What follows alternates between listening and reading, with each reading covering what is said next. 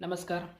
बघा, या व्हिडिओमध्ये आपल्याला काय बघायचं आहे तर आपल्याला हे बघायचं आहे की आपला रिपोर्ट हा लॅबला पाठवलेला आहे आणि लॅबला पाठवल्यानंतर त्या सॅम्पलमध्ये स्टेरॉइड आहे मिक्स केलेलं.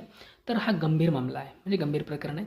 तर यामध्ये ड्रग अँड कॉस्मेटिक ॲक्ट 1940 आणि BNS भारतीय न्याय संहिता 2023 धोकाधडी आहे, फसवेगिरी आहे आणि सबूत जे आहे त्याच्याशी छेडछाड जर त्यांनी केली तर याच्यामध्ये लॅब रिपोर्टची जी नोंद येते आपल्याकडे, तर तो पॉझिटिव्ह जर आला तर 15 ते 30 दिवसामध्ये drug inspector show cause notice हे त्या अपराधीला काय करते तर लागू करते, म्हणजे नोटीस पाठवते घरी, शो कॉज नोटीस.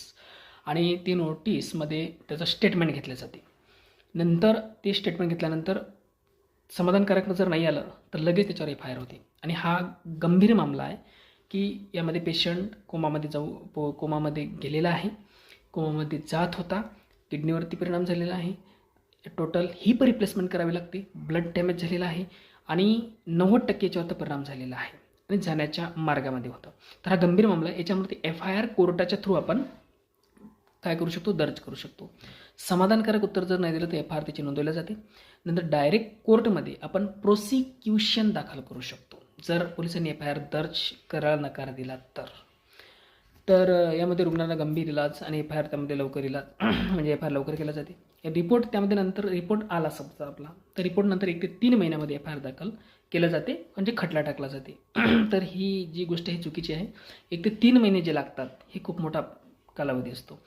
नंतर जर गंभीर मामला आहे, जे मी तुम्हाला सांगितलं, किडनीचा प्रॉब्लेम, टोटल हिप रिप्लेसमेंट, त्यामध्ये कोमामध्ये जात होता पेशंट, गेला होता, तर त्या अपराधीला डायरेक्ट अरेस्ट होते. आणि हे कोर्टामध्ये आहे, ते आपण करणार आहे कोर्टमध्ये, डायरेक्ट कोर्टच्या थ्रू त्याला अरेस्ट होईल. लपवून स्टेरॉइड मिसळणे गंभीर प्रकार आहे, त्यामध्ये अटक होते. दोष सिद्ध जर झाला तर बनावट औषध 3 वर्ष करावं, 3 वर्ष करावंच आहे.